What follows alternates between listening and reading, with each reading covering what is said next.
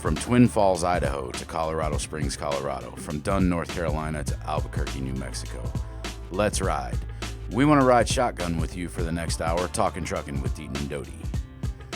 How's it going, Mike? Christian? Good. Yeah, doing well, man. It's good to have you, Mike.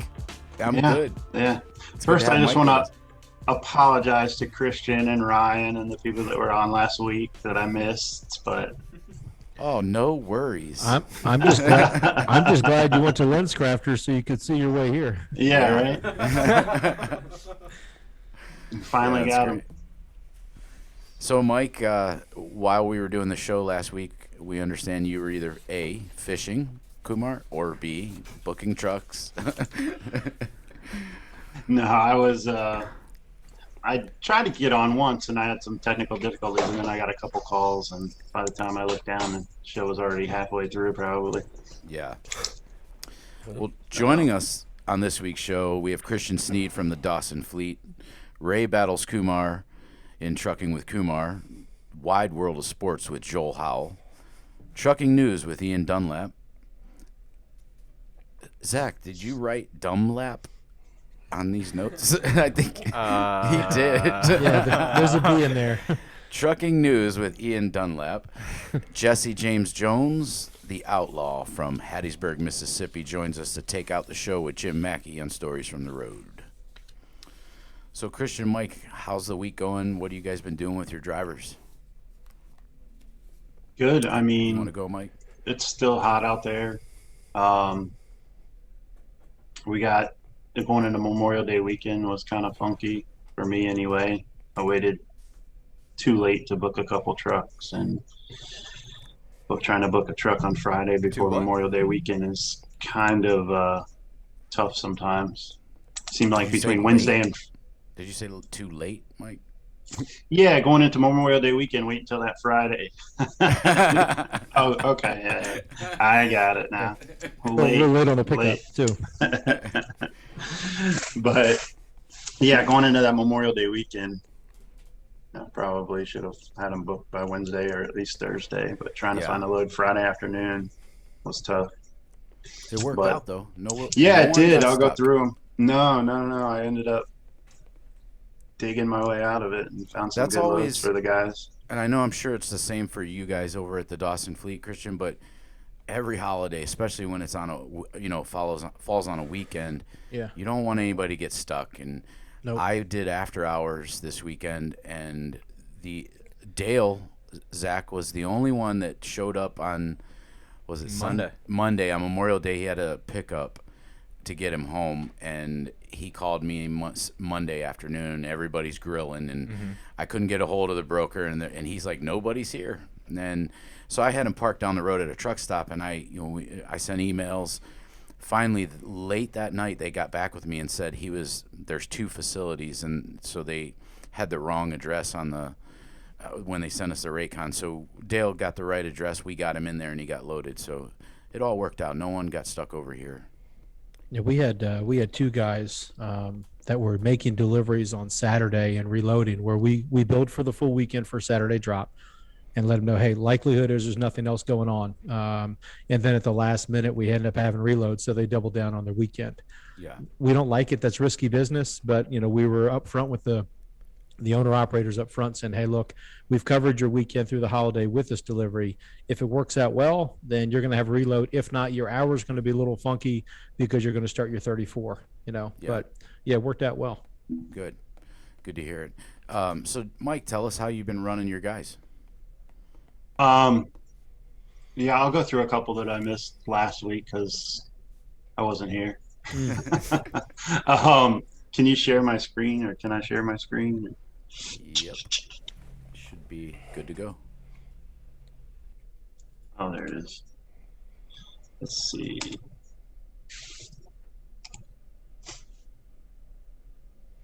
What can you guys see?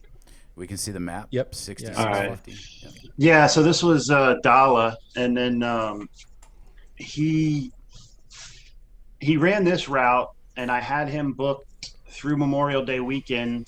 I don't know, like 7,800. I had him a load over to North Dakota and then to Florida. It was like 7,800 on I don't know, 2,500 miles, something like that. But his door, we'll put a picture up, his door got slung open by the wind in Chicago and broke off the hinges. Yeah. So we took the 27th. I had to cancel both those loads. Luckily, we found a guy that could repair it. Everywhere else was saying that it had to be replaced because it did a little bit of damage. And again, we'll show you in the pictures, but it did a little bit of damage to the top of the door when it hit the ground. But the guy was able to fixed it for like $275. So it was real reasonable. And that included the hinges, the work he did. So, and got him rolling. Yeah, he got lucky. You got that kayak load. Yeah, so that's what this is. So this is, he got his door fixed in Elwood, Illinois, and then he went and let's see, and then he picked up in Marion, Indiana. That was the kayak load. It had a couple stops: Hurricane, Indiana; Kingsport, Tennessee; Shelby, North Carolina. But they were all going to sporting goods stores. And he was able to deliver through Memorial Day weekend, which was huge. And I had him a load for Sunday. I knew it was going to be close. It didn't pick, and the broker wanted us to stay on it, so we did. We picked it up. We couldn't pick it up Monday. We picked it up Tuesday. Ran it down to Florida, and then I got him a Metal Art customer load going up to Minnesota, and he'll be empty Friday morning. And that was kind of his run through Memorial Day into Friday, from Friday to Friday, basically. And then, so we recovered him real well. Got lucky with that kayak load. And then John, he had his granddaughter's birthday party to go to, so I had to get him down near Corpus Christi. This is step day. So he ran down there, then went to his granddaughter's birthday party through Memorial Day weekend, and I got him a load out of Mission, Texas, or near there, going up to, it's not shown on here, but going up to Norfolk. And he was able to pick that, stop, visit his granddaughters, and keep rolling. Robbie came out of the Northeast up there with the snowmobiles. Actually, I think we were going to put pictures up last week, but that was snowmobiles over to Minnesota and then down. This was kind of his route for the week. And then following up with that through Memorial Day was this, just South Carolina to Denver down to Texas. Did Robbie take the load? Did he go home over the holiday weekend, or was he out? No, he was out. Oh, okay. Yeah, he was out. He picked up, I think it was Friday in South Carolina, ran over to Colorado. Normally I don't send guys there. It's kind of like Florida. Sometimes I think it's even worse. But it was the holiday weekend, and like I said, I kind of waited. But it ended up, he's still above average on all miles. Potts, this was kind of his run, $3 a mile. That was for last week that I missed. Straightforward. I don't remember too many of his loads, but it was $3 a mile. And this is continuing from just before Memorial Day. Again, I had to book him Friday afternoon. I couldn't find him nothing. This is my company guy, so a lot of times I put him on the back burner and put the owner ops first to try to find them loads, because I figure I can find him whatever. But so I waited Friday afternoon, got a couple stop load in Denver and Utah. And he's still on that. Actually, it's kind of been a pain. We ran into a couple problems, but it is what it is. He'll be empty tomorrow. So, Mike, being that it was a holiday weekend, everything, were any of your guys late? No. Going back to Robbie, me before the holiday. You keep asking me that, and it keeps going right over my head. I know. I keep answering the question like you're really asking me a question about being late. And if you're watching the show and we keep making these little jokes at Mike, he missed the show last week, so that's what we're talking about. I definitely lost track of time. It was last minute. Everybody was on when I tried to log on. But anyways, did you see the images that they corrected for you? Yeah, I saw that. Deaton and no Doty. That was great. Yeah, that was great. That was. But luckily, we didn't have any real problems with guys through Memorial Day. Robbie had a delivery on Memorial Day that he was able to get off. And then Lee, this was just that one load out of Florida to Oregon, which again got lucky with this, especially out of South Florida. And we were able to get everything arranged, get Lee's EPU working finally, so that. Yeah, his APU has been down, and he couldn't idle his truck. His truck wouldn't idle; it has that idle shut off. So, but we finally got all that square where he can idle, and then I think when he goes home, we're gonna look at the APU because that still isn't fixed. Ryder doesn't fix those; it's got to go to a carrier or something. Thermal King. Thermal King or carrier. But yeah, this was just one load. Got lucky. I had his truck posted. Sometimes I just post trucks and see what calls I get. And this was the call I got. And let's see. This is him coming out of Colorado. Yeah, Oregon. Louisiana. He delivered this morning, and he picked up his next load over to South Carolina. So, and he got a 34-hour reset on both ways. I think he got a 34 going up and coming back. He took a 34. Yeah, he called me. I was on call again over the weekend. He called me, and we talked about his hours and his recap, and it just worked out better. He could fit in a 34 over the weekend and still make it to Louisiana on time, and that's what happened. Yeah. Plus, I think he ate some raw chicken from Denny's or something. And got food poisoning. Yeah, he was like ate one and then realized the second one was raw. And wasn't feeling well there. So yeah, all these guys. Remarkably, even after food poisoning, he was still on time. Yeah, he wasn't late. Still made it. that one went over my head again. I'm ready to talk about. Let's see how many times you can do that. See how many times it goes over my head before. That's so 6. Before if I you're catch counting, it. that's 6. He's been up all night dreaming of ways. I keep answering like it just. Yeah, he definitely was still on time with food poisoning. So kudos to him. And yeah, that's pretty much it. All the guys were, some of them well above average, mile per mile for van. Some of them right at the average, but again on all miles, just it worked out. So hopefully I can keep it going. So let's get into a little market update with Mike and Christian. Mm-hmm. One thing that stuck out to me this week when I was reading. The Northwest, 70% of the cherries in the U.S. come from Washington State. California, a distant second at 18% of the cherries for the United States, and Oregon third at 7%. And June 1st is the kickoff day for cherries out of Washington.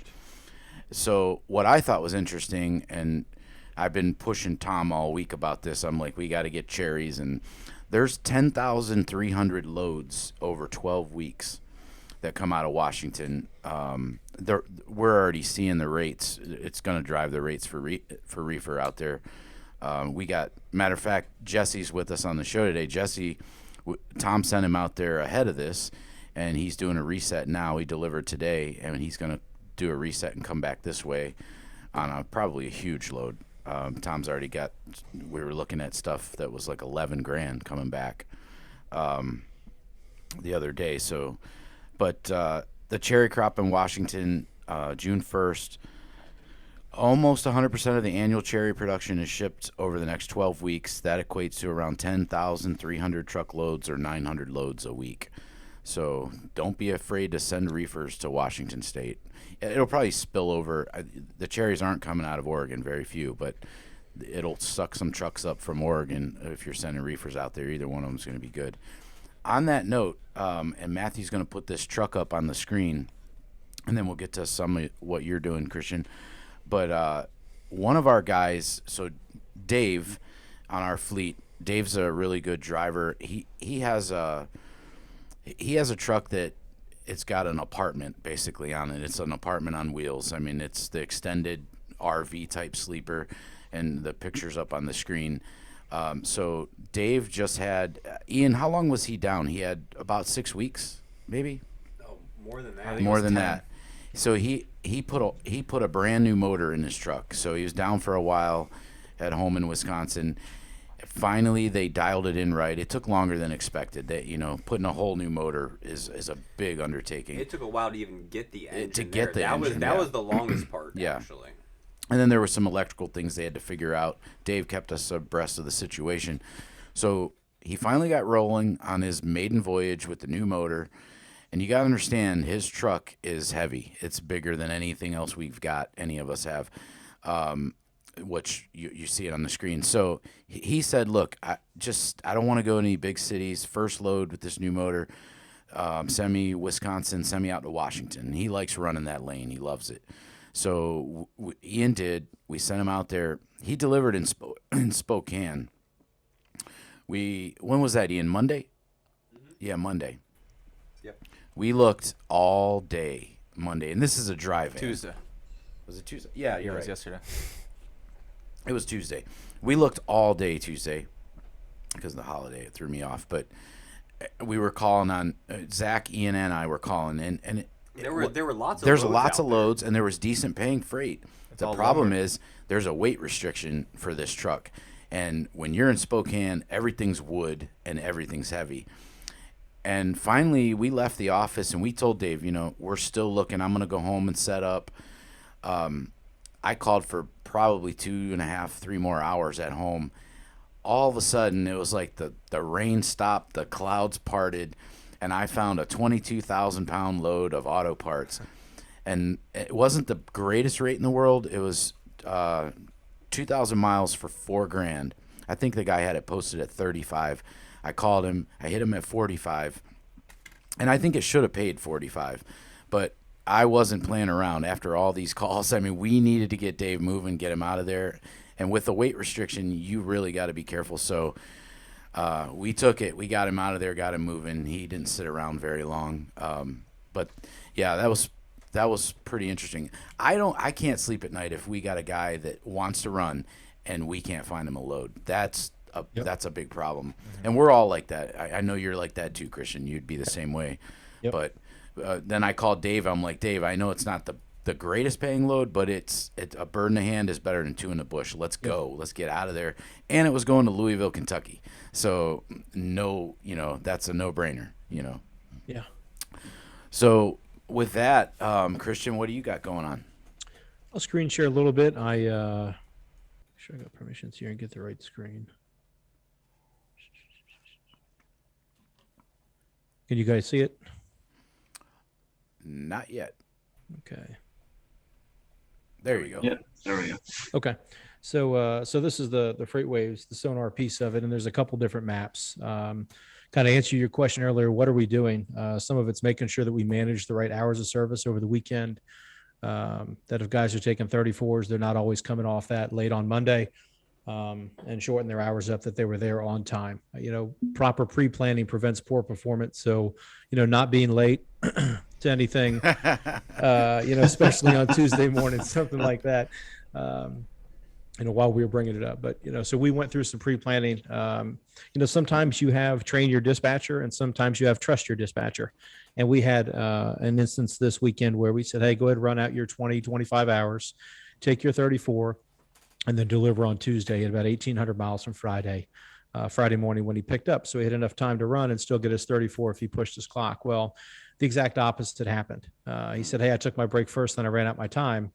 And those 20 hours that we had to use before the reset, now we're finding out that on Thursday he's going to be running out of time. So, the holiday always pitches different, scenarios that you need to try to be prepared for. And luckily, like Deaton and Doty, we have enough battle scars of things that we've done wrong in our past to make sure that we do it right this time. So speaking of which, we made sure that our guys either stretched their legs. A lot of guys wanted to go through the house We do have some veterans in our, and that's a difficult weekend for them. So we made sure that they got where they needed to be to kind of have their remembrance. But we ran a lot of our guys really kind of out of that South Mid-Atlantic, Georgia area through the Carolinas. And a lot of it was up towards Iowa, and some of it was out towards Kansas. We've got a customer in Ohio that takes care of us for our weekend runs, picking those up on Friday. Most of those go through those drivers' houses. And then we have a lot of protein and stuff that comes out of Kansas and out of Georgia. So we still run this same triangle, but with our reefers. The map that we're looking at here is a head haul index. So basically it's taking the spread of the loads that are entering the market versus those that are, leaving and entering each of the states or markets. So the spread of the load van loads leaving the market versus arriving. So here's our scale down at the bottom. We still want to see it to be more blue.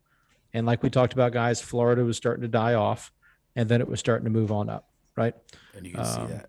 And we also we know what's going on over here at the port. So at LA. Iowa's another place, and that's the reason we pushed a lot of people up that direction. Heading Des Moines, Rock Island, that area. The other map that we use is the dry van volume. So this is basically taking the overall observance of all of the freight in the dry van market only and saying, where are the pockets of freight that if I throw a guy, I know that there's going to be freight coming out.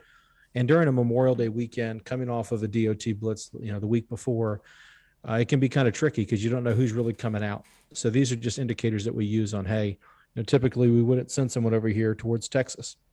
It showed well and it played pretty well for us. We had some loads coming out of that area that did exceptionally well. And I don't want anybody to be discouraged based off the volume where things aren't blue. Remember, this is a volume of all of the loads that are available. Right. So it's not like, hey, this is a dead area. It's just saying, hey, of the volume of the entire United States, these darker blue areas are the ones that are hotter to hit as far as volume goes. So that's Christian. That's where that 3D map from Freight Waves comes in. Where you can see right that deeper, higher stack of loads, of deeper volume. Correct. So it kind of combines the volume here and our next one. I like to look at them separately because you have two different reads off of them. So this, you have the rejection rates, which this tells you that, we're going to show week over week rejections, and it's going to look ugly, but we have to remember, based off the scale that we still have a ton of rejections. The market's still heavily in our favor. There's people that say, DAT reported, slowing single home construction could fall off for flatbed. Yeah, I saw that. So it's kind of hard to end up wanting to read headlines to predict how to market your freight. We just believe in the John Rockefeller motto, which is how much is enough. And that's just a little bit more. So every time we make a phone call, we're trying to beat the previous PR, like we're high school gym guys lifting, how high can we go and how much weight can we put on the truck? How much, as far as rate goes, how much money can we put to it? So this kind of gives you a good indication. Again, this is off the rejection. And this is the map that you were speaking of, I believe. Let me make sure it's 3D enough for us. This is the one, right? Yeah. That's the one. And so this is also dry van and dry van only, but this is the outbound tender rejection index as well as the volume. And so this really tells you where freight's coming out of. So I see in the Washington State in that top corner. Yep. It's starting to stack up a little bit. Yes, it is. Yeah. Yes, it is. And I think as we see next week, you're going to see this start to turn blue for the rejections. Right. Cherries start shipping and everything else that's there. Yeah. Yeah. I mean, and, so if some people send too many trucks in there ahead of time, that can delay the rejections because if they're moving freight, if I'm moving freight today, my customer offers it for me tomorrow. For instance, I had freight coming out of Kansas going to Miami. I really wanted to reject it because I was like, well, Miami's kind of hard. Not too many people. Well, apparently a lot of people didn't get the memo. We didn't sell those on our own trucks. We sold them on outside trucks. We sold them quickly, unless there's something still going on down there that I'm not aware of. But with the rates that we were getting out of there, we just didn't feel it was worth rolling the dice to be 500 miles down to Florida. And then, we're not really sending them either, Christian. Yeah. I think the Florida thing is tapering off, like Tom, like you guys said last week, and it's going to get back to where it is the rest of the year. Yeah, I would agree. And then you have the rejection rate. So this is just a week over week change, which kind of tells you, who's accepting versus who's rejecting.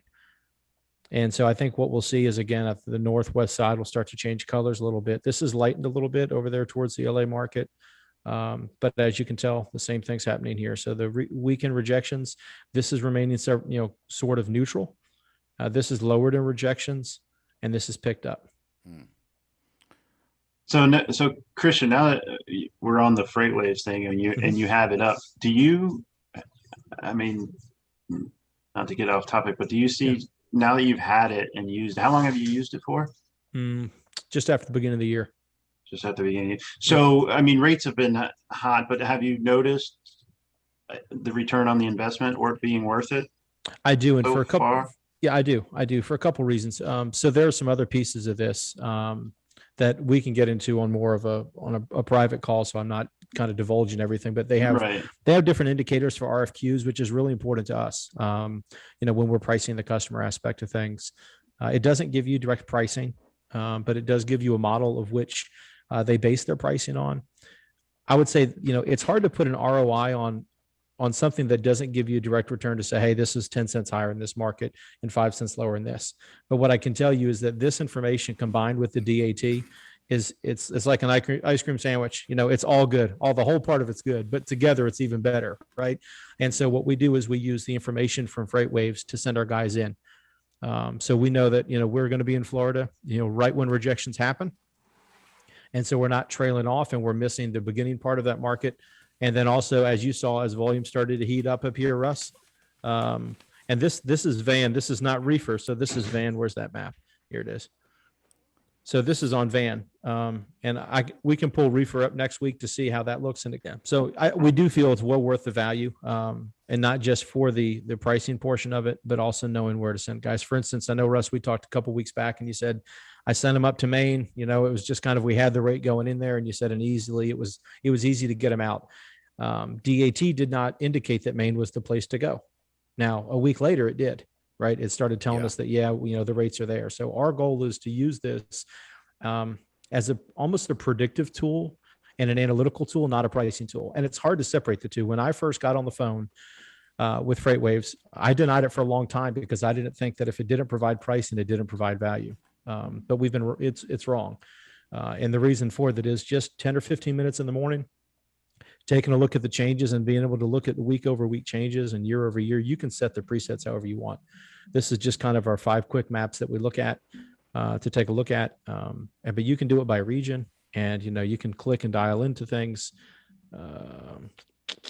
You can also use it just like you can the lane maker for DAT to find out who's in control, whether it's the shipper or the carrier. Yeah, we'll have to get on a call and see. Because do you use this for your, not only your dispatchers, but you use it too because you broker, you have direct customers, you broker loads freight, and you use it for bidding on those lanes. Correct? Yes, and it's convincing information. So, for instance, we have a customer that just sends over, hey, what are these lanes? And he's been very honest with us. Sometimes we're high, sometimes we're low, and he just says, hey, look, here's where I need to be based on everybody else. Sometimes I can get there. If we look at the market volatility sheets on FreightWaves, or the other piece of it is if we're comfortable with the information. Sometimes I tell them no, and I'll tell them why, and tell them why our rate's $500 higher than anybody else's. And part of that's because we believe in compensating the truck fairly. This isn't, I won't say any 3-letter brokerage firms, but there are several out there that don't intend on paying the truck what they should be compensated. Unless it's in a mark. It does. It does. And with an L. Yeah, we all know that one. Okay. So, but the goal is to make sure that we do compensate the truck, and we can provide that information to the customer and say, look, here's the reason why. And here's the reason why you're struggling to move it out of Kansas or to move it out of Michigan or to move it out of Iowa. Because regardless of the reason why they're having the problem, this shows you the rejection. I mean, it's great to think that cherries are going to heat up. For most people, knowing that state produces 70% of the nation's cherries, that's great. It's great to know it starts June 1st. But if, just like Florida, if there's rain or something creating a delay and you said, hey, it's Mother's Day, it's time to go down there, 2 weeks beforehand to get flowers, and there's issues, right, not with flowers being imported, but with produce starting to run, you're sending your trucks down into a dry market and you're paying for it. So our goal is we'd rather pay the money annually to make sure that we have all of the data that we can collect, as opposed to, it gives more of a 3D model as opposed to a 1D model. Yeah, and we're still looking at it. That's part of the conversation that we'll do it privately too.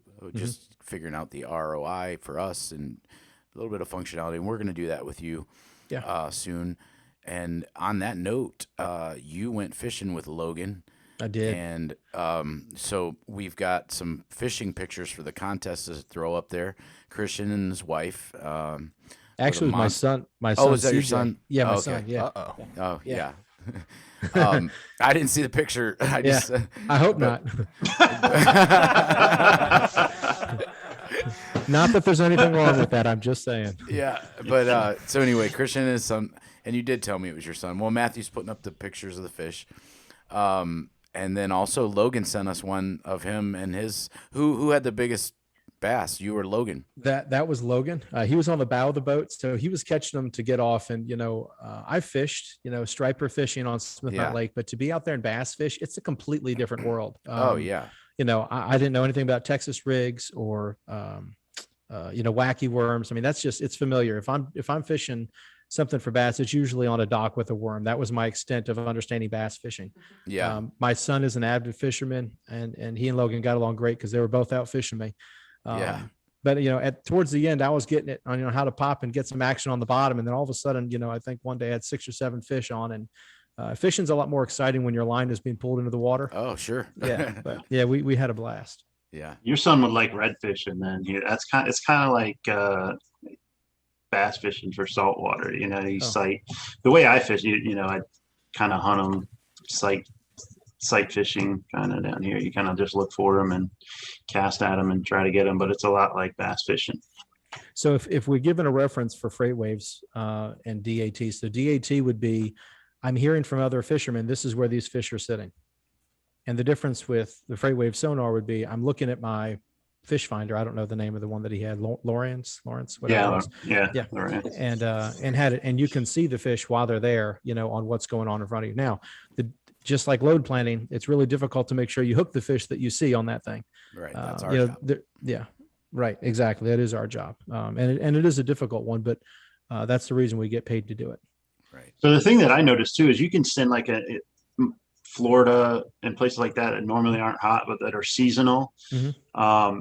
If you get in there, you can get that good rate at the beginning of it because you can still get that good rate going in and then get it coming out, because once seasonal hits a week or two in, the rates, if you notice, the rates start coming down going into Florida during those seasons. They do. So you're kind of in the same boat as if not the same boat, but you don't get a good rate going in. Right. Yeah. You're using the same technology. So everybody, we can sometimes consider DAT rats, right? That's all they use is DAT. And there's nothing wrong with that, but you're basically going in when the rest of the market tells you to go in. It's like if you waited for coupons to show up in the mail to go get it something on special versus knowing it was being released. And so you're right. We try to get in on the early end of the market and then leave there long before it ends. So, and that is the value, but guys, I agree. It's hard to put, an algorithm together that says this is the overall return, but the weight that alleviates off of our dispatch team for using it to say, okay, we're confident because this is what the information is telling us.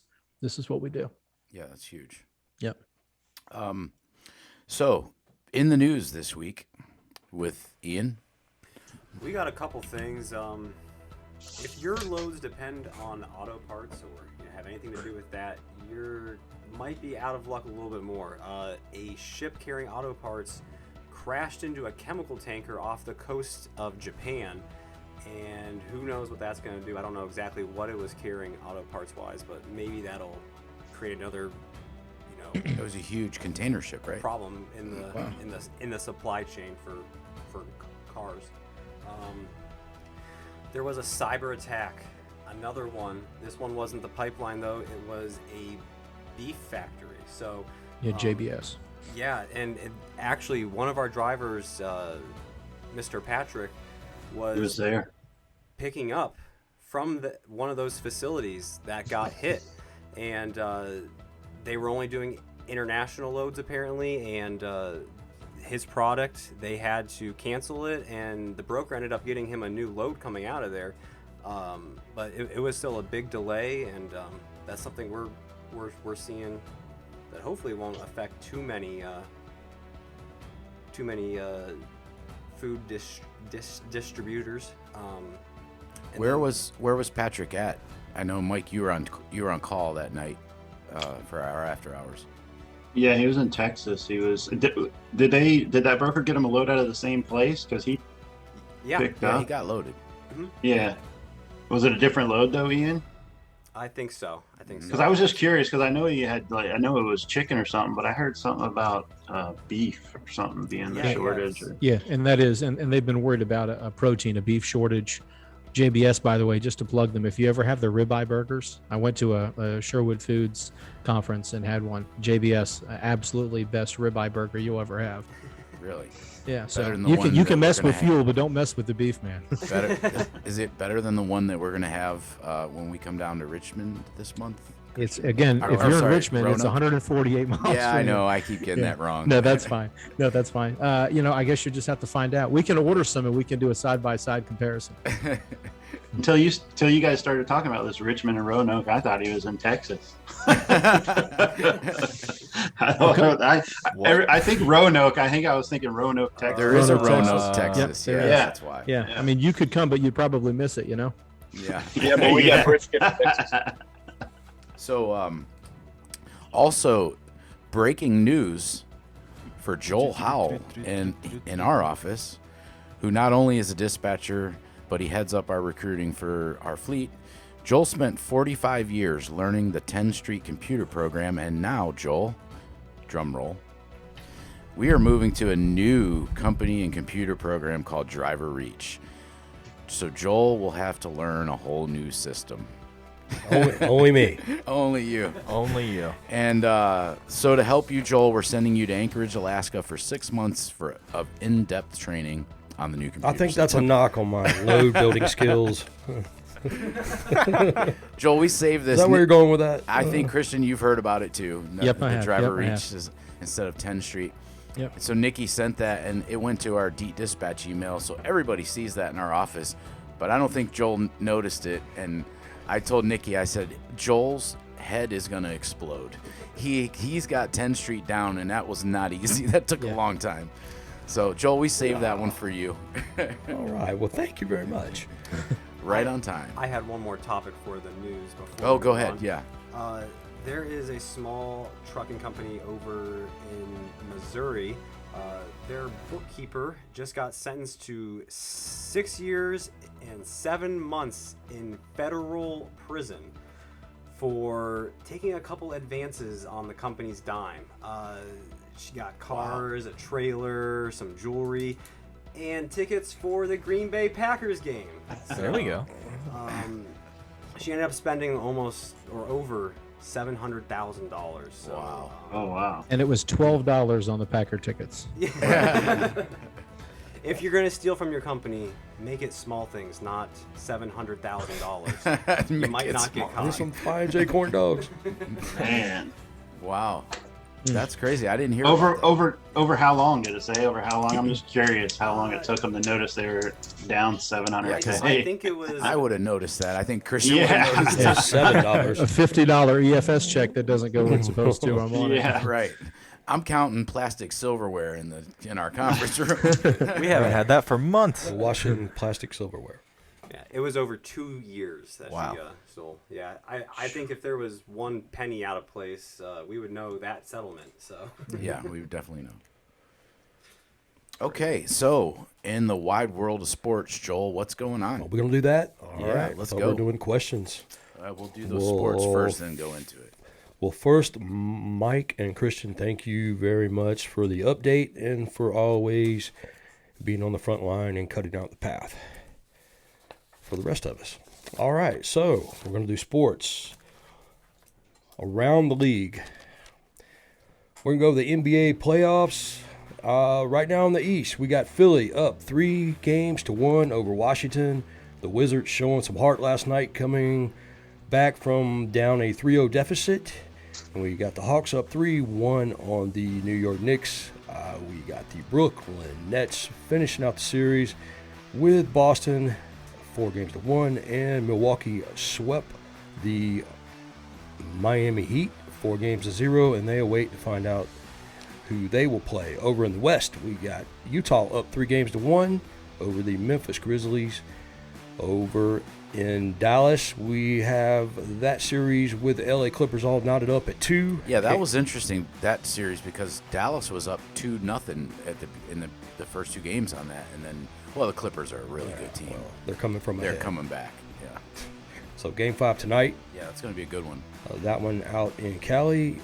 We got Denver up 3-2 over Portland. If you bet the over last night, it was 285 points in the game.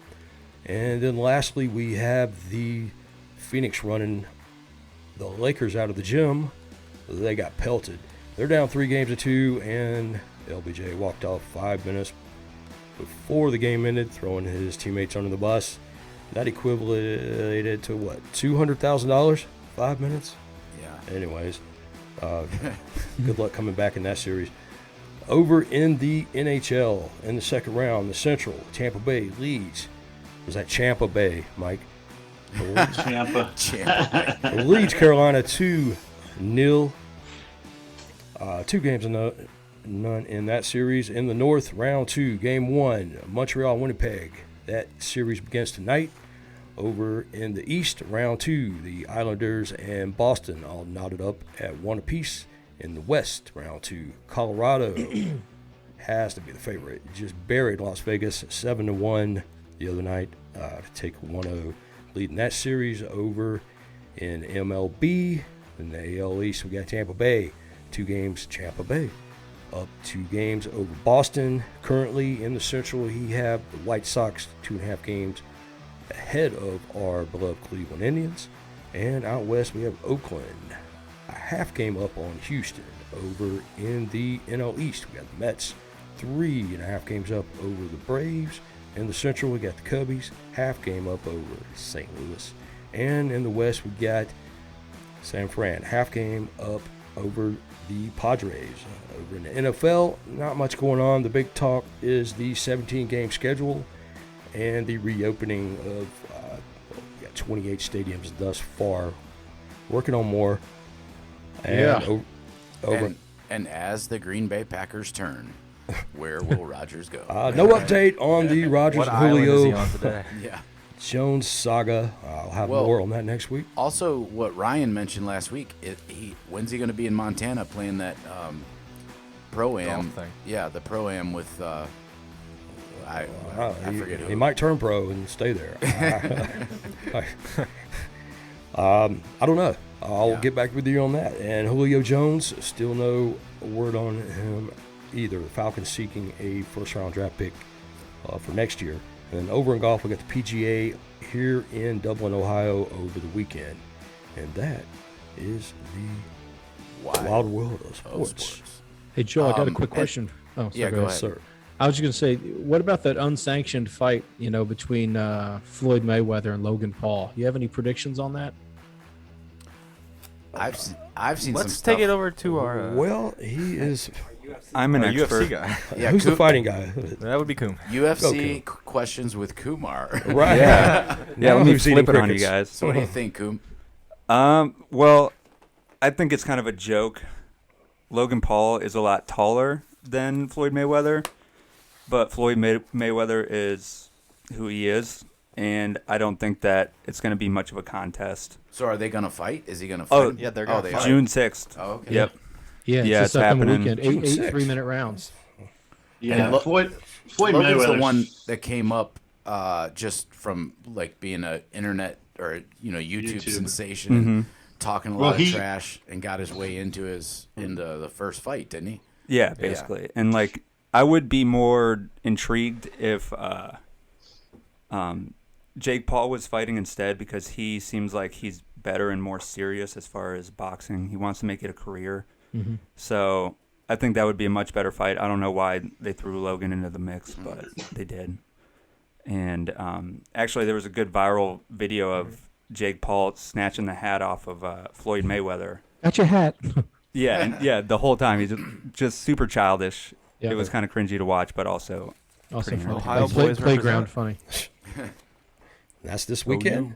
Yeah, it's June 6th. Sunday. My Yep. bad. I slipped Yeah. on that one. Yeah. You're fired, Joel. Joel's not really into Wide world of MMA sports or with Ian he's Dunlap. into wrestling. Right, the real stuff. Right. That's it. Yeah, I'm gonna take over, Joel. Steve Be my Nash. manager. All right. So today we have a mystery guest on the show with us, all the way from, I think he just left Louisiana. Lee, are you with me? I am. How are y'all doing? Lee, very good. Lee is fairly new with us. He's on our fleet. He was a safety director at the company he used to work for. He's doing a great job. His scores are really well. And Lee wanted to come on because he really appreciates, he loves how things are working out with his dispatcher. And Lee just wanted to talk about the important things in trucking that he's seen from a safety side and how to be successful. So Lee, what are some of the things that you do to keep you successful out there in trucking? Well, being prompt and on time really helps me out. You know, That was a setup from the beginning. I Lee work is, hand in hand with Mike. Mike's an awesome guy. Him and his wife. I really love him. Yeah, and Mike, we did that on purpose. I called Lee last week or the weekend, and we talked about it. Mike's his dispatcher, and Lee's very prompt and on time. And I thought, there's no better guy to get on than someone like Lee. So this has been really fun, Mike. Yeah. Yeah. So And yes, it is my ID card, Mike. yeah, wait till you see your next load, Lee. Yeah. All 4 boroughs. Yeah, all New 4 York, boroughs. Long Island, Manhattan, what And other then down ones in New are? Jersey, you might see some of Christian's cousins. Only once. You only see him once. So, Lee, you can stay with us. We're gonna take the show out with May's Meadowlark National Driver of the Month was our very good friend, and you guys know him if you've watched our show, Jim Mackey. Jim, what are you doing? Watching baseball with your mom? Yeah, I'm sitting here at home waiting for my truck to get fixed. Yeah. Go Cub. And we've got Jesse James Jones, the outlaw from Hattiesburg, Mississippi. I mention Jesse on the show all the time. Jesse's a really good driver, and Tom and I take care of him and send him all over the place. Jesse, what's going on? Thanks for joining us. Sitting around, trying to stay cool. Yeah. Is it hot out there in Portland? 90 degrees. Ooh. Yeah. So did you find the Jubit's truck stop, the one with the mall and the theater in it? I hadn't looked it up yet. Okay. Jim, you remember the Jubit's truck stop out there south of Portland? Yeah, I've been there a couple times. Yeah, It's been a while though. It's pretty big. Yes, it is very large.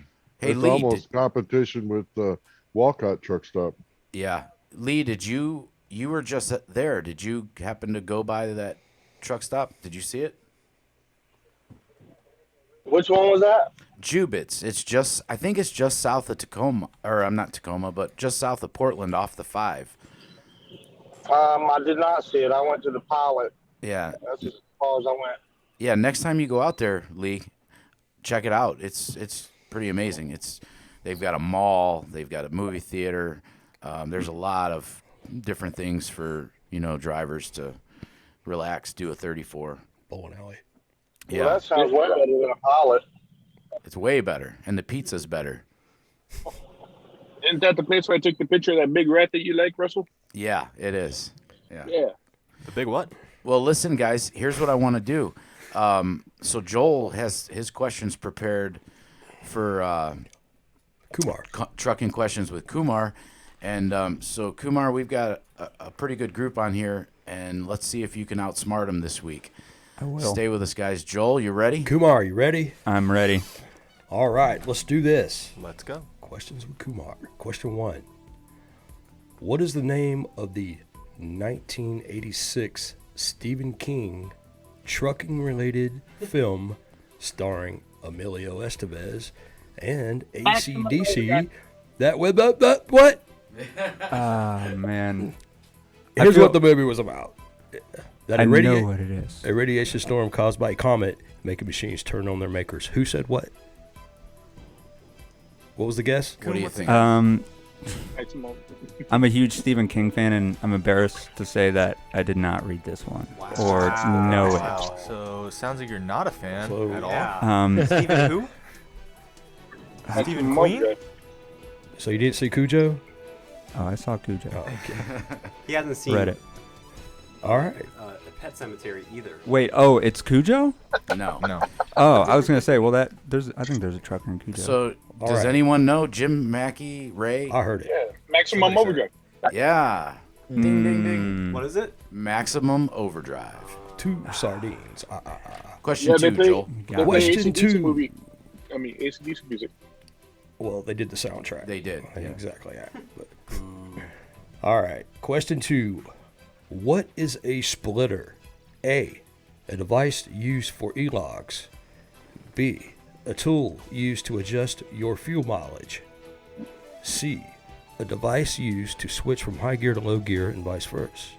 Or D, a divider inside the trailer to separate loads for multi-stops. I'm gonna go with B.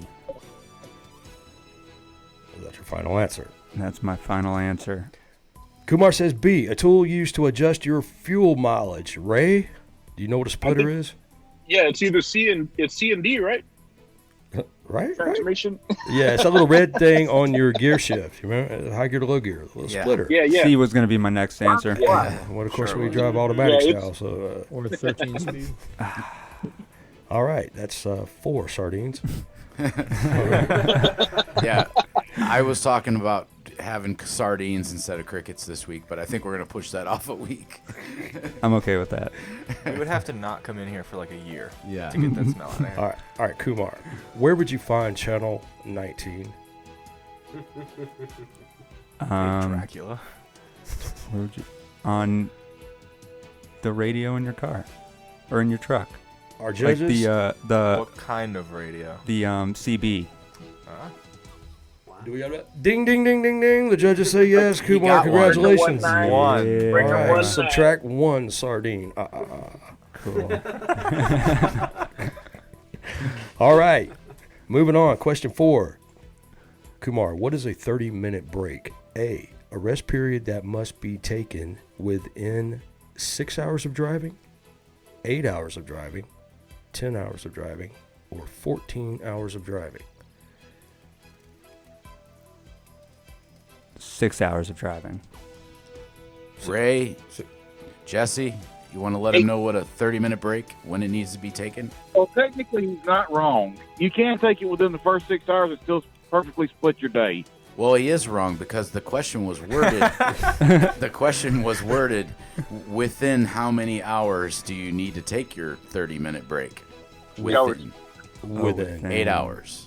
I missed that. All right, give me Yeah. Miss Sardine. Would back. you have guessed that? Half a sardine for that. Well, I was thinking like the breaks that I get at work, and like in an 8-hour period, I get 2 30 minutes. Yeah. Yeah, So- and their day also ends at 70 hours if we're lucky. Yeah. And make sure you call that Tuesday morning. and make sure not to leave at 29 minutes on your 30-minute break. All right, and roughly, question 5. Last question, Kumar. Let's get this. After safety, what is another key element of being successful in trucking? A, being on time. B, being on time for your talk show. C, leading by examples and being on time. D, all the above. This one's pretty easy. I'm going to say D, all of the above. I don't know how you can screw this one up. No brainer. D for Anybody you would get for that. playing. That's great. D for Anybody Doty. would get All that. the above. D for Doty. Yeah, I like that. Good, cool. Hey, All right, thanks so for Ray, Jim Mackey, any of you guys jump in here with me? Jesse. Yeah. So is Christy with you? She's here. Yeah. Hi, Christy. Welcome to the show. Hi. Christy is Jesse's wife, and Christy and I, we have like a brother-sister relationship, so a lot of times she yells at me when she doesn't like where I send Jesse. And, yeah, so sometimes I I'll text Jesse to go in the truck stop and call me. So he leaves her in the truck. Oh, But- is that what you're doing? Oh, sometimes. I got your number now. You got my number. Yeah. Well, I can take it. I'm thicker skinned than you think, Christy. The big brother I never wanted. Yeah. Yeah. But no, Jesse's he's such a great driver on our fleet, and we do have to get those camera scores up a little bit, Jesse. Ian's going to be calling you about that. It's not too bad though. But yeah, and Christy rides with him, not all the time, but periodically she jumps in the truck, and then I put him on a 14 stopper into the Northeast, and Christy yells at me. Yes. Yes. About right, huh? Yeah. Look, you're going to have to replace the passenger seat in this truck because it's been chewed up a little bit. Chewed up? What? Yeah, Feral dog. my butt ate it. Look, because listen, I look. I've been in trucks with Jesse before. Jesse's driving does not scare me. He's a great driver. I have to say that. But when you go down street, that you're literally sucking paint off of car doors as you're going by because that's all the room you got. Yeah, I get squinchy. Well, and you're talking about New Jersey, probably, right? 'Cause, Actually, Anywhere in the Northeast, some big cities. There was Connecticut, I think Vermont on that load too. yeah, there was I don't know, 8 or 9 stops. It was the Northeast tour. all in the Northeast, and then I think it finaled in Connecticut, right, Christy, Jesse? Yeah, It was supposed to. yeah, that was the one, the last one. I'm talking about the one where we went from Florida up there with all the potted plants. Oh, So we were going to yeah, all yeah. the tiny little shops that, they sell incense and do massages and essential oils and stuff. She was actually talking about the town there in Pennsylvania, just across the state line. It's literally on the mountainside, and it was narrow roads. Yeah, somebody that lived in the neighborhood called the police and said there was a truck stuck in the road. Was that you guys? The cop was nice though. He was like, "Are you okay? Is everything okay?" And Jesse's like, "No, I'm everything's fine. I'm just having to deliver to this store." And he was like, "Well, somebody thought you were stuck in the road." They literally turned a house in a housing district into a shop. So we was in a housing district unloading. Oh, wow. Yeah, well, that wasn't on the rate con. Yeah. Well, a lot of those places, man, a lot of that stuff up there should be taken to a warehouse and be delivered It in should. box And trucks. those are those flower loads out of Florida. Jesse pulls a reefer. So we've always had guys do those every year. I mean, I'm sure you guys have done them too, Christian. Yep. But Jesse's a pretty good sport, Christy. He that other load to Connecticut, he called me and said, I think I got to go over the GW Bridge to get there. And I'm like, no, I think you can go around it. And he calls me back. He's like, nope, I got to go over it. And I know that wasn't an easy load. Yeah, I was trying to go through the tunnel. They wouldn't let me. Yeah. Hey, and Jim Mackey, you there? Yeah. So Jesse did call me because he watches the show. He said, hey, where's that tunnel that Jim Mackey talked about on the show? Can I get through there? I'm like, no, you're 13.6. You're not going to fit, right, Jim? Yeah, no, that tunnel's like, what is it, 11.6 or something like that? Yeah. And then Jesse. It's marked 12.6 now. Oh, okay, because Jesse sent me a picture of the 12.6 sign when he went by. There's a YouTube. Go ahead, Jim. That was clear back in the 80s. Yeah. We went through there before 9/11. There's a YouTube page. It's called like 11.7. I don't know where the bridge is, but it's like 11.7 is all it is, and it just shows this guy put a camera outside his store or whatever's right there, and it just shows these trucks. I mean, it bright yellow signs, 11.7, and these trucks just hitting it one after the other. I mean, you can't believe that they don't see these bright yellow signs. We had a guy with 5 years experience, brand new driver, got a truck, picks it up in Chicago. This is a few years ago. Picks it up in Chicago, and we got him a trailer. He went and got his drive van. 15 minutes working for us. stuck under a bridge all the way back to the trailer. And I remember that. Yeah, And you remember that, right? Serious damage to It the was. sleeper too. Needless to say, he only worked for us for 15 minutes. And that was it. That's his 15 minutes of fame. Yeah. Who was that? I know. I remember that. I do remember. I forget his name. It was a few years ago. I had a friend that used to drive into Chicago. He's a cab over, and he's pulled a reefer to go in there and make local deliveries from Iowa. Yeah. And his cab went underneath the bridge, but his trailer didn't, and he hit it so hard it threw him right out the windshield onto the ground. Oh, wow. Yeah. You know, so the cab overs, I had a friend, it's an older guy, friend of mine. He drove for the Teamsters Union here in Cleveland, and he worked on the dock the rest of his career and then retired. But he told me back when he first started driving, he only drove for a few years. This might have been the end of it. But he was doing a local run with a cab over. But when he did his pre-trip, he didn't latch down the cab over the motor. So he got up on the highway, and as soon as he hit his brakes, he said the cab just went straight forward. And he said, I was so scared. I'm hanging on the steering wheel, and I just see pavement. But it didn't hit it. He's a couple inches or whatever it was from it. Cracked me up. I think that might have been the end of his driving career, and he worked the dock the rest of the way. Saw a roll-off do that once. Yeah. Hey, Jesse, have you ever taken a runaway truck ramp? Nope. I should have, but I didn't. Well, that's good. Don't do it in a Metal Arc truck. I first started driving, I was coming down 27. First Classic XL, love that thing. I was fully loaded. I Where started were you down at? it was night in Arizona, headed down to Phoenix. Coming down yeah, from I-27. Flagstaff. right, right. Nine Yeah. percenters. Yeah, that's some big hills. I'm grabbing gears, I wind the truck up to 72 mile an hour, and all of a sudden it starts to downgrade. I set off the engine brakes and try to slow it down and realize that I'm starting to feather my brakes, and I ain't doing a blasted thing but smoking my brakes. Mm. And I ended up coming down that mountain at 103 and had my own lane coming down the mountain. Wow. Sounds safe. Were you on fire at the bottom? Did you say that was? I come down it, and I there wasn't no need in touching the brakes coming down the straightaway because it wasn't going to slow down. I'd bear into them coming into the turns and smoke the car out of them, and then just let it go. And I got to the bottom of the mountain, started up the other side, and I was going 17 mile an hour. People were laughing at me. Yeah. He's alive. Yeah. Joel knows what that feels like. Yeah. Oh, you were driving.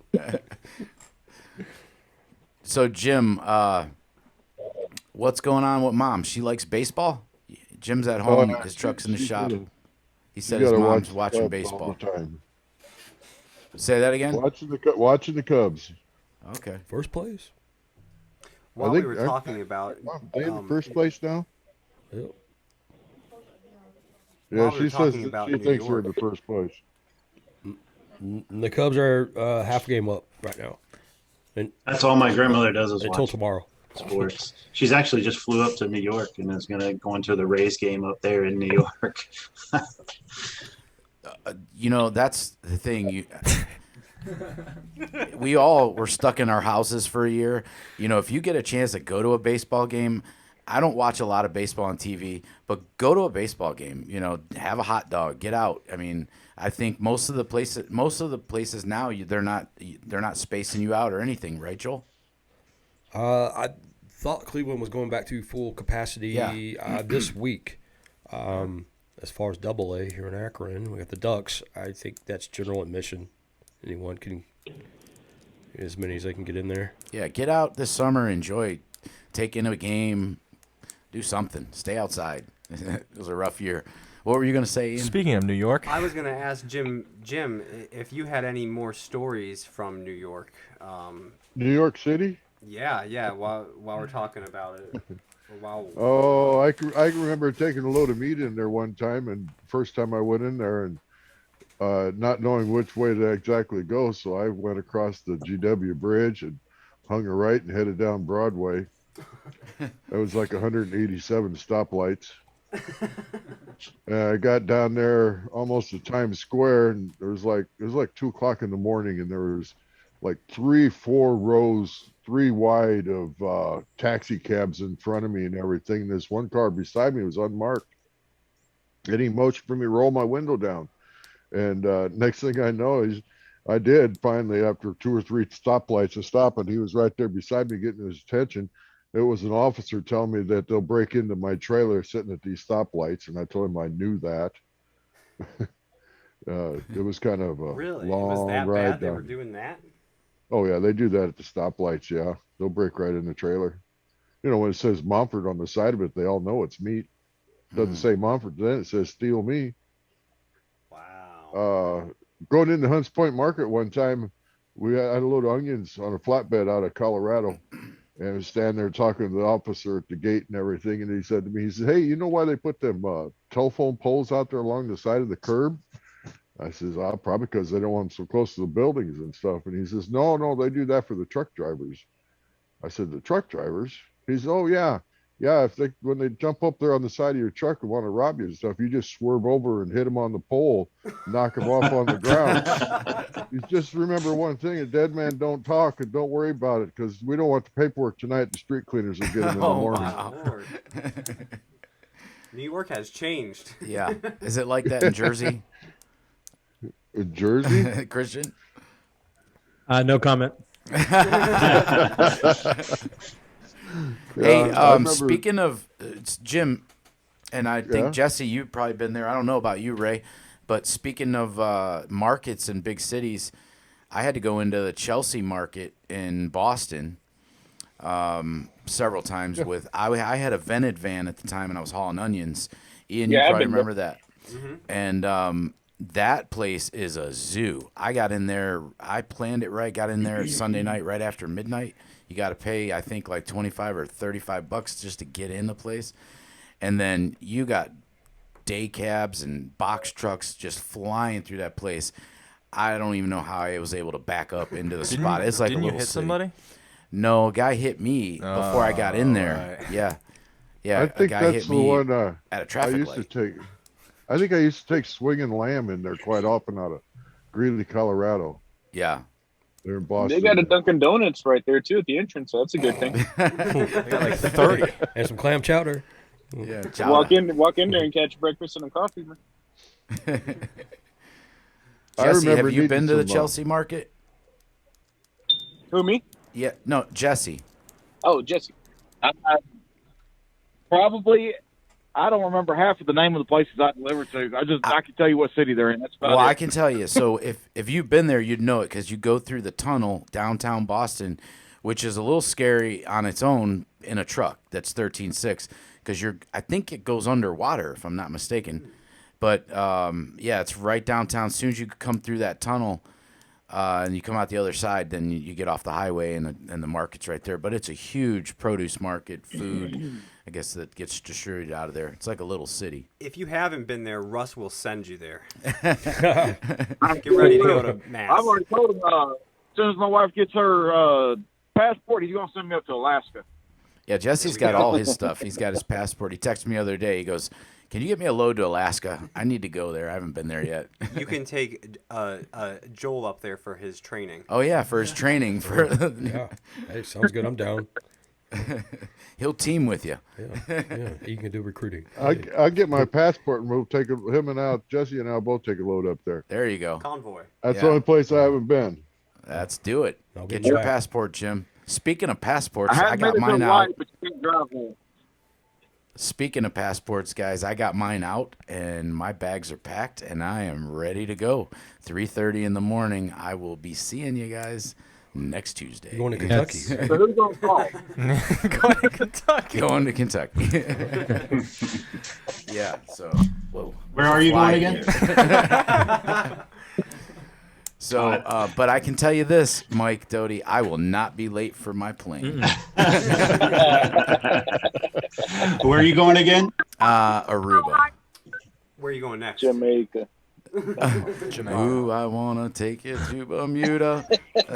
Is that to all of us? You're going to take us to all of us? No, and actually, so just so everybody knows, and Christian, I forward all my calls to Christian's phone. So, and I'm on call for the weekend after hours for our fleet. We have a new night dispatcher starting on June 9th. So, Christian, if you get the Deaton fleet calls, handle it. Yeah, they'll be in my voicemail. Don't worry about it. Are you working on that tan? Is that a Yeah, tanning well, booth? everybody's asking me, and it's because Tina got that Jeep Wrangler, and so for the last month, it's been nice enough. We park in the garage, and the hard top's off, so every time I drive it, I'm getting blasted in the forehead with the sun. So I got a little tan before I get there, and I'm Irish, it's a good thing because I would come back red as a lobster if I didn't. Let me see your forearm. Let me see There's your a can, inside there's a forearm. can of What's brown the spray difference? paint inside that Yeah. Jeep. Spray tan. Yeah, I got an Yeah, Ohio tan. The only place I got a spray tan is tan. on my forehead. Yeah. He's got a brown can of spray paint in that Jeep. That's all right. I usually have the sunglass tan. I got the Fisherman. Raccoon the eyes? raccoon eyes. Yeah. Yeah. And Ray, you remember when we were in South Padre Island for your family reunion a few years ago? Oh yeah. And my son Matthew, Matthew was tan. He used the right stuff. Not me, man. I was so red. Ray, you remember your cousin Lefty?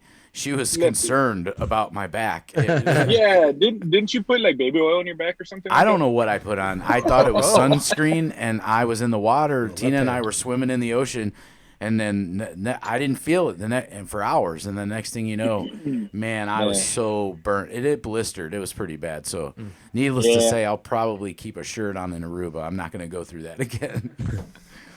Yeah, get one of them long sleeve shirts. Then one of them long sleeve UV shirts. That's what I'm going to do. So hey, you're guys, going to thanks. Aruba to celebrate a birthday, are you? Well, it's Tina's birthday today, by the way. Happy birthday, Happy babe. birthday, Tina. Happy birthday, Tina. Yeah, happy birthday. And so I I surprised wanted to her. bring that up. Thanks, Jim. I'm not going to be in the doghouse. But no, I did surprise her, and it was a really reasonable trip, and it's all inclusive. So, there's 8 or 9 restaurants there. I'm taking Matthew's GoPro. I've never been to Aruba. I'm looking forward to it. We're going to go explore the island and their national park and stuff on Saturday. So I will bring you guys some footage for next week. I'll be back Tuesday. We won't miss a show like Mike Doty did. And with that, thank you guys all for being here. Thanks to send him my cash out so he can pay his late fee. His rescheduled fee. Mike's got a late fee now. Yeah. Don't All get right. abducted. Lee, thanks for coming in with us. We'll have you on again where we can spend a little more time with you, but I loved it that you got to harass Mike. And thanks to everyone, Christian, Mike, Joel, everybody in here, and our producer extraordinaire, Zach Kern. Semper Fi. Closing out with Truckworx of Dothan, Alabama. We appreciate you. Over-the-road apparel, work clothes for the modern-day trucker. Prime Wellness and Performance in San Antonio, Texas. And be sure to comment, like, and subscribe. And go Browns, go Indians, and go Cavaliers. And what is that noise? I think it's Who's Darth it, Darth Vader? No.